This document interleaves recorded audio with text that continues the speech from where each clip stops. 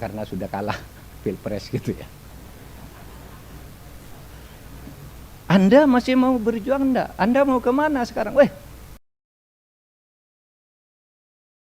Bagaimana Islam itu membangun tata politik?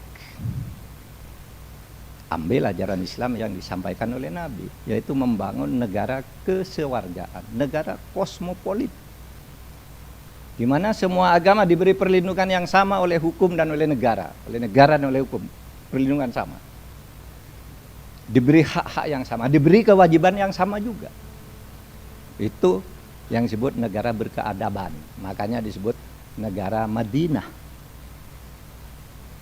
Sehingga kalau orang mau dirikan negara seperti yang dirikan Nabi, ya kosmopolit, politiknya demokratis, tapi strukturnya tidak bisa kita ikuti Nabi. Strukturnya tidak bisa, karena zaman Nabi itu Islam yang kosmopolit itu kepala negaranya Nabi, kepala yudikatifnya Nabi, kepala legislatifnya Nabi. Coba saudara tahu enggak waktu zaman Nabi ada hakim gitu, lembaga yudikatif enggak ada. Kalau ada kasus dipanggil oleh Nabi, diputus cek gitu. Legislatif apa ada zaman Nabi? Enggak ada. Kalau ada masalah Nabi katakan ini firman Tuhan, hukumnya begini. Nah sekarang kita ambil nilainya, bukan diambil strukturnya. Strukturnya enggak ada. Sekarang kan ada legislatif, yudikatif, eksekutif kan. Nah nilainya aja bahwa di legislatif membuat aturan itu harus yang benar, yudikatif penegakan hukum harus adil, pemerintahan harus adil. Itu substansinya. Soal lembaganya apa? Saudara, kalau tidak salah adanya hakim itu kan baru ada sesudah Umar bin Khattab ya, ketika mengangkat Suraih sebagai hakim. Sebelum itu ya khalifah itu ya hakim. Legislatifnya sudah ada Tuhan, Al-Quran itu sudah legislatif, ditafsirkan oleh Nabi, sudah legislatif. Lalu tafsiran-tafsiran berikutnya bisa macam-macam, bentuknya fatwa. Nah kalau fatwa itu berbeda-beda. Fatwanya Pak Fathul Wahid, fatwanya Pak Mahfud, fatwanya Pak Suparman itu bisa berbeda. Meskipun sama-sama Islam, sama-sama berdasar hadis, berdasar Al-Quran. Itu ada disertasinya Pak Atok Mudhar itu bagus tuh. Pak, fatwa itu mengikat enggak? Enggak. Fatwa itu tidak mengikat. Fatwa itu hanya legal opinion. Sehingga kata cerita lahirnya fatwa-fatwa itu kata di disertasi ini ada suatu masalah hukum pelik, belum ada aturannya. Di Al-Quran enggak diatur jelas, di hadis enggak diatur jelas. Gimana? Terus minta fatwa ulama. Minta fatwa ke si A wah enggak berani saya. Ke B, minta ke B aja, B nunjuk C, terus berputar sampai 126 berputar, kembali ke A lagi. Karena apa? Karena tidak ada fatwa itu yang mengikat, termasuk di Indonesia fatwa Mahkamah Agung, fatwa pengadilan, tidak mengikat, itu hanya pertimbangan. Karena legislatifnya itu sudah ada. Dan pertimbangan itu lahir dari apa? Dari perkembangan situasi masyarakat itu. Kalau masyarakatnya di sana, maka dibuat fikihnya. Kalau masyarakat Indonesia, kalau ingin berkurban, jenis kurbannya ini. Nggak usah diberi fatwa harus unta, harus nggak ada unta di sini. Kibas juga jarang. Maka diganti kambing, sapi. Ya kan? Beda kalau sana di Arab, saudara naik haji. Ya beli domba untuk berkorban, unta, sapi hampir tidak ada di sana. Nah itulah kemudian fatwa itu lahir berdasar kebutuhan tempat dan waktu.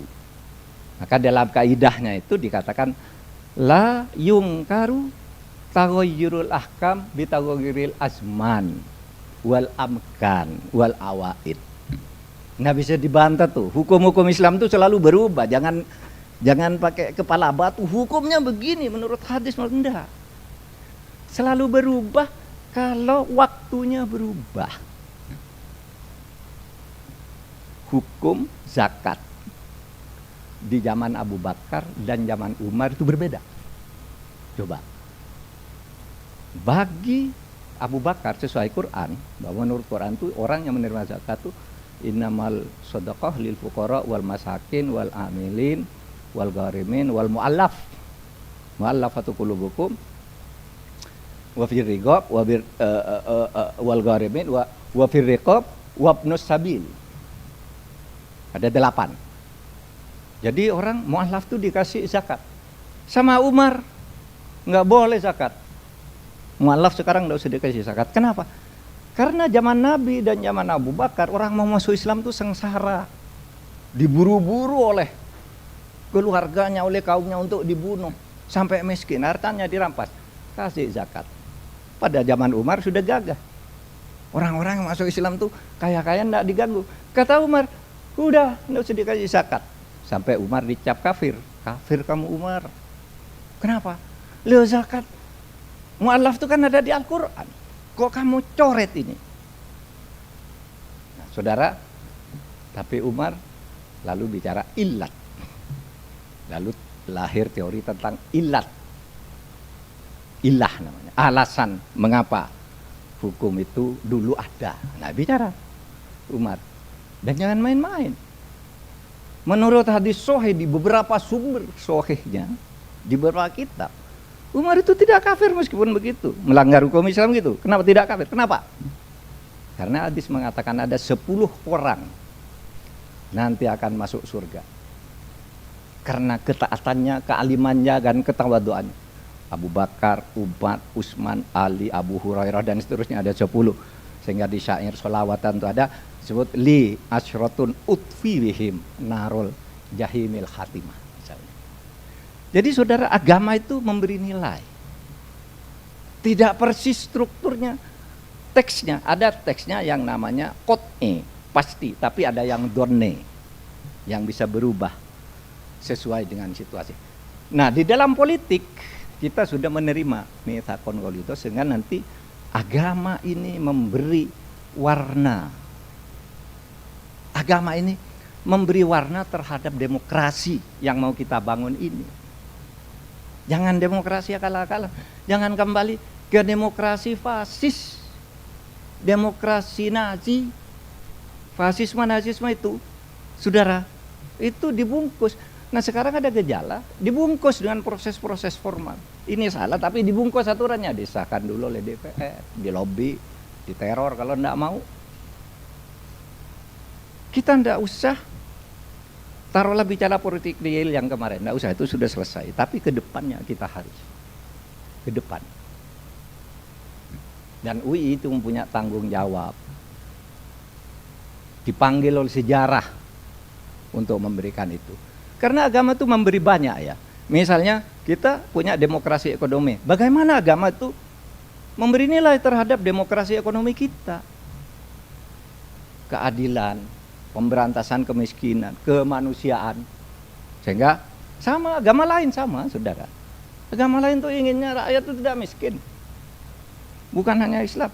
Kalau Islam lalu punya dalil. Likaila dulatan bainal agniya. Hartamu itu harus berputar kepada seluruh rakyat agar tidak banyak orang miskin, agar tidak berputar hanya di karangan orang kaya. Itu tidak boleh itu. Itu tidak boleh, liberalisme ekonomi seperti itu. Tidak boleh. Maka kata Al-Quran, likaila dulatan bainal agniya. Di hukum lingkungan misalnya, mau masuk ke hukum lingkungan, masuk. Apa? Misalnya, jagalah alam ini. Karena hancurnya suatu bangsa itu, ya, itu karena alam dirusak. Maka kata Allah, wala tufsidu fil ardi ba'da islahiha. Jangan rusak kamu lingkungan alam di bumi ini sesudah kami memberi yang membaik. Hukum lingkungan. Hindu juga punya hukum lingkungan begitu. Kebiasaan nyiram, kebiasaan nanam, kebiasaan membersihkan. Sama, Buddha juga, Kristen juga, Katolik juga. Itu sama. Itulah sebabnya agama itu, agama apapun memberi nilai-nilai yang baik terhadap tata pemerintahan kita yang berdasar demokrasi ini. Saudara tidak usah memperdebatkan demokrasinya. Pak, misalnya, saudara mau katakan ke saya, Pak, Pak, demokrasi itu apa sudah sesuai dengan ajaran Islam? Memangnya ajaran Islam itu ngajarin struktur bernegara kan enggak kan? Enggak ada, di Al-Quran enggak ada. Apakah harus demokrasi atau harus monarki? Boleh enggak? Boleh, monarki boleh, demokrasi boleh, aristokrasi boleh menurut Al-Quran. Tergantung tadi tempat dan kebutuhan dan budaya tadi. Tagoiril bitagoiril azman, waktunya beda, bisa berubah. Dulu demokrasi, sekarang otokrasi. Wal awaid, dan budayanya. Masyarakat itu sudah menerima enggak demokrasi atau tidak menerima? Nah itu, jadi boleh saja. Yang penting apa? Yang penting di atas sistem itu ada prinsip moral dan etik. Moral dan etik. Dan disitulah agama. Agama itu kan sumber ajaran moral dan etika. Sama budaya masyarakat juga.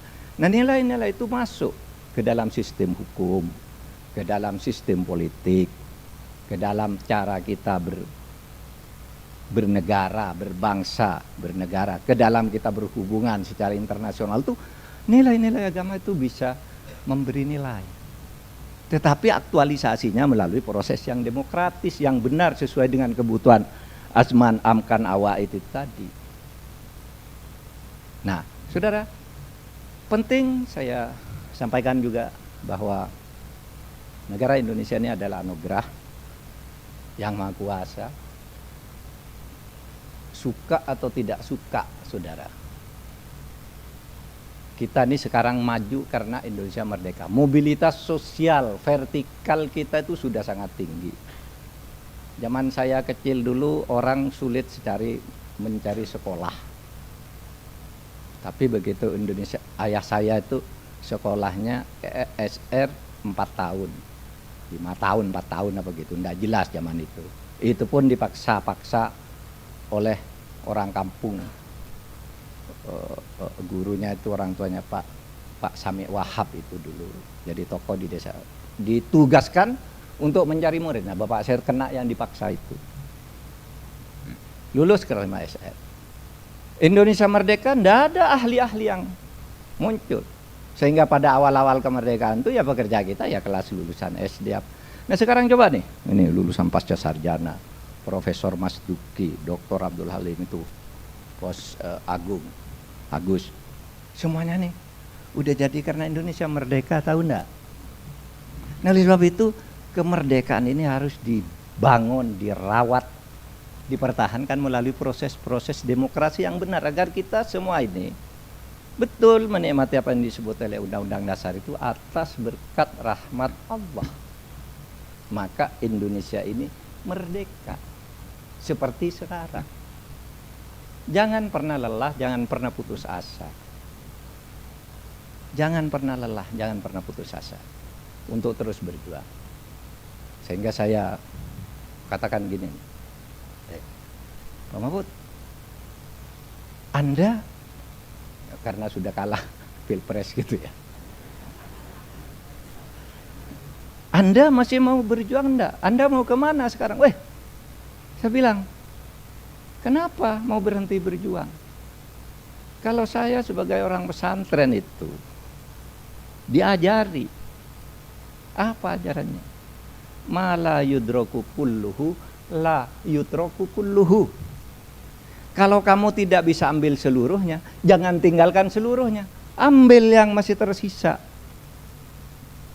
Kalau kamu tidak bisa masuk menjadi capres, menjadi wapres, kan masih banyak arena perjuangan untuk membangun negara berkat rahmat Allah ini. Saya dulu juga tidak jadi apa-apa, berjuang bisa lewat kampus kayak gini, bisa lewat civil society, bisa lewat apa, gerakan-gerakan social worker dan sebagainya, kan banyak tuh. Yang tersisa tuh masih banyak, tidak hanya di satu tempat. Dan itu tugas kita semua. Nanti yang insinyur apa berjuang di sana, yang ahli hukum apa berjuang di sana, dan seterusnya dan seterusnya. Nah, saudara sekalian, demikian. Kalau saudara, yang terakhir sekali, kalau saudara bertanya apa terus, Hukum-hukum kita tuh gimana? Ini bernegara kan harus berhukum. Apakah kita hukum agama bisa enggak jadi hukum? Iya. Hukum agama sebagai substansi itu menjadi hukum publik. Hukum itu kan ada dua, hukum publik, hukum privat. Yang hukum publik itu hukum tata negara. Itu hukum agama masuk substansinya aja, keadilan, kejujuran, pemimpin yang sehat, kuat, gitu, berani, pemimpin yang bersih. Itu substansi. Agama apapun ngajarkannya. Nah itulah yang disebut kalimatun sawa, lalu menjadi hukum publik. Hukum tata negara, hukum pidana, hukum internasional, hukum administrasi negara, hukum pemerintahan daerah ini. Hukum publik ya, agama-agama masuk di sini semua memberi nilai. Tapi di hukum privat, hukum masing-masing agama itu berlaku juga tanpa harus diberlakukan oleh negara. Mas Mukmin Zaki ini kawin pakai hukum agama Islam, tidak ada hukum publiknya, hukum agama Islam. Karena hukum perkawinannya itu boleh kawin menurut agamanya masing-masing. Sholat, Pak Fathul hari Jumat sholat Jumat, Pak Budi ke gereja kalau minggu, kalau rajin. Tapi katanya termasuk yang tidak rajin. Lah itu privat, silakan urusan ibadat, silakan dilindungi oleh negara, dilindungi oleh negara. Yang Islam dilindungi oleh negara. Jadi jangan merasa Pak, kok ini negara Islam saya merasa tidak sempurna, enggak. Mari kita masukkan nilai-nilai keagamaan kita ke dalam proses-proses demokrasi sehingga negara ini maju.